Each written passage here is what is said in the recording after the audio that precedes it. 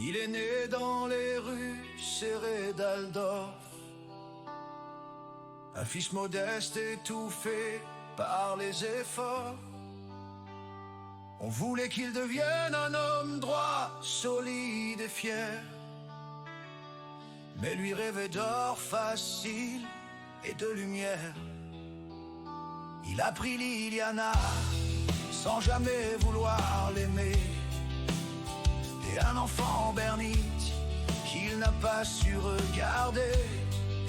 La maison s'est refermée sur lui comme un mur. Alors il a fui sans un mot, laissant leur cœur aux ordures. Ami de Naïm, il pensait trouver sa chance,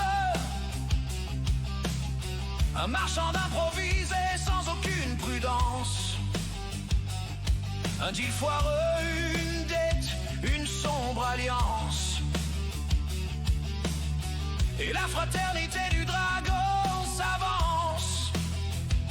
Un ami d'hier lui réclame un sale devoir, faire entrer un groupe discret à une réunion du soir. Il dit oui sans savoir qu'il donne un accès sanglant à des templiers venus purger la loge en hurlant. Le carnage éclate, les murs brûlent, les corps tombent. Il comprend qu'il vient d'ouvrir les portes de la tombe. Traqué par ceux qui l'a trahi sans le vouloir, il retourne à Aldorf se cacher dans le noir.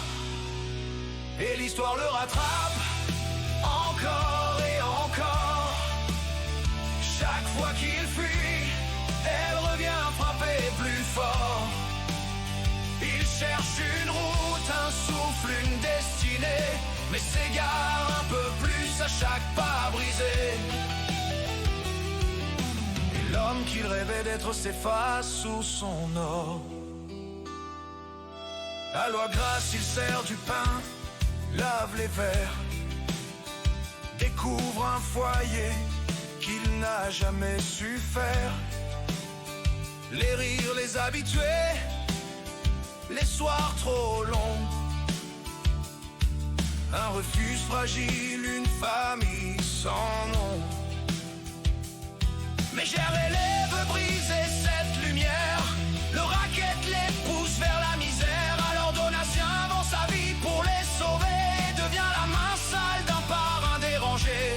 Intimidation, dette et nuit sans loi, il fait ce qu'on lui dit sans tuer mais sans choix. Quand Gère apprend que Vargodi marche vers lui, il envoie Donatien tuer l'ogre avant la nuit. Mais face à l'ogre, la haine laisse place au doute, deux victimes d'un même maître perdu sur la route. Ils jouent un double jeu, un plan sans retour, et ensemble ils chassent Ker pour lui jouer un tour. C'est Donatien qui tire, qui met fin au tyran, une balle en plein crâne, un coup tremblant. Puis Hugeldorf devient leur terrain d'aventure, avec Idamey, les côtes et je crie, les assure. Démons, brume, pacte étrange et nuit sans fin. Ils rêvent d'être un héros mais ne s'y sentent jamais bien. Ils promettent de se retrouver 3 mois plus loin, puis Vargodi repart goûter le monde, suivant son destin. Et l'histoire le rattrape encore et encore. Chaque fois qu'il fuit, elle revient frapper plus fort. Il cherche une route, un souffle, une destinée, mais s'égare un peu plus à chaque pas brisé. Et l'homme qu'il rêvait d'être s'efface sous son or.